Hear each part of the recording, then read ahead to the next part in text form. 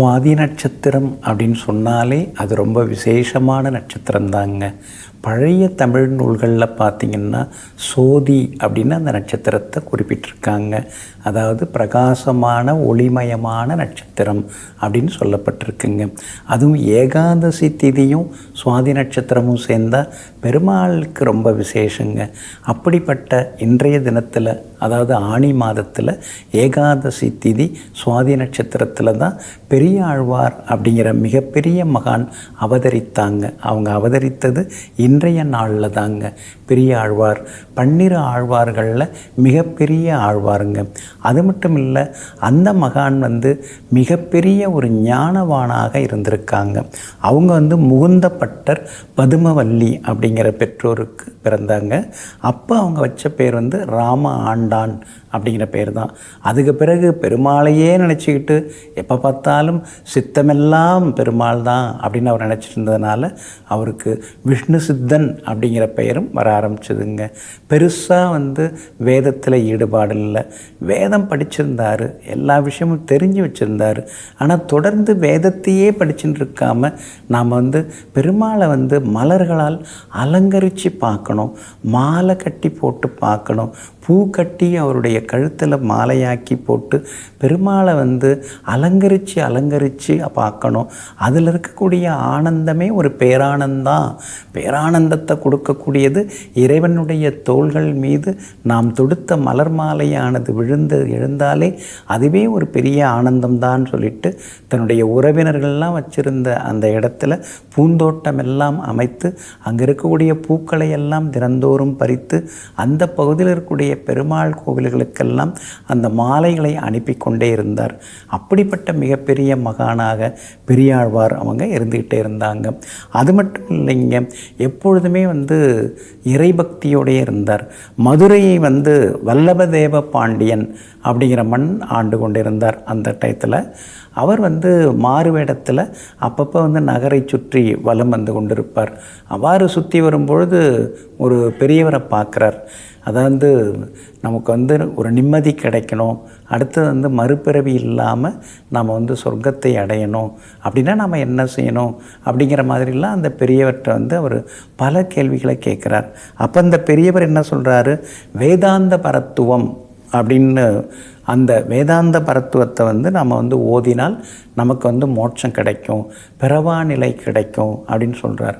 அப்படின்னா என்ன, வேதாந்த பரத்துவம்னா என்ன அப்படின்னு மன்னர் மந்திரிகளை கூப்பிட்டு ஆலோசிக்கிறார்.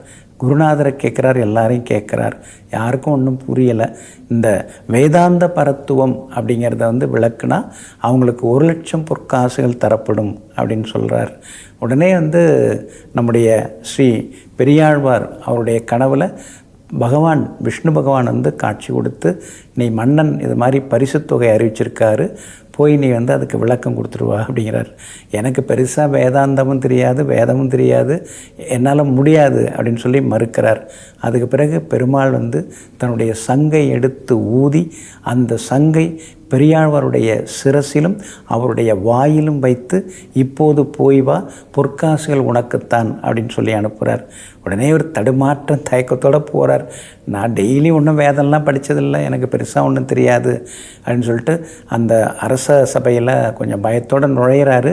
இருந்தாலும் மன்னன் கேட்ட கேள்விகளுக்கெல்லாம் அற்புதமான விளக்கம், அந்த வேதாந்த பரத்துவத்துக்கும் அருமையான விளக்கம்.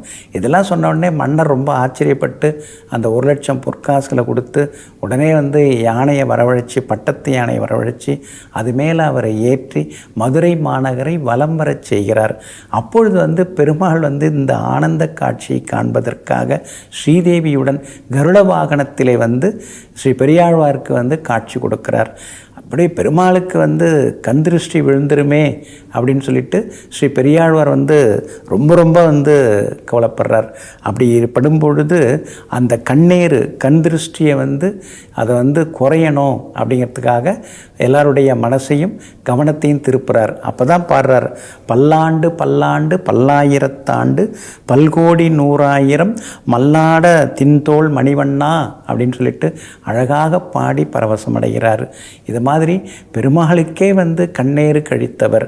அது மட்டும் இல்லாமல், அதாவது இறைவனுக்கு சேவை செய்கிறது, பூக்கள் கட்டி தொடுத்து மாலை அணிவிக்கிறது, இறைவனை பூக்களால் அலங்கரித்து பார்க்கக்கூடிய அற்புதமான ஆழ்வாரில் ஒருவராக பெரியாழ்வார் இருக்காங்க. இன்றைக்கும் அவங்க எழுதின பல பாடல்கள், பாசுரங்கள் பக்த கோடிகளால் விரும்பி பாடப்பட்டு வருகிறது. அதை பாடினாலே நமக்கு பாவங்கள் தீர்ந்து நமக்கு யோகங்கள் நம்ம வாழ்க்கையில் உருவாகுது. அந்த மகானுடைய அந்த நந்தவனம் அப்படின்னு சொல்லி பார்த்திங்கன்னா அது எங்கே இருக்குன்னா மதுரையில் அது அழகர் கோவில், அந்த கள்ளழகர் கோவில் மலையடிவாரத்தில் ஆர்ச்சுக்கு அருகில் இந்த ஸ்ரீ பெரியாழ்வாருடைய நந்தவனம் அமைஞ்சிருக்கு. நேரம் கிடைக்கிறப்ப நீங்களும் போய் தியானம் செய்யுங்க. ஸ்ரீ பெரியாழ்வாரின் அருளோட பெருமாளுடைய ஆசீர்வாதம் நமக்கு கிடைக்குங்க. நெஞ்சிற்கினியவர்களே, வியாழக்கிழமையாகிய இன்றைய நாள் உங்களுக்கு மகான்கள், யோகிகள், தவசிகளின் அருளாசியால் வெற்றி திருநாளாக அமையட்டும். மீண்டும் நாளை காலை சந்திப்போம். நன்றியுடன் உங்கள் ஜோதிட முனைவர் KP வித்யாதரன். வணக்கம்.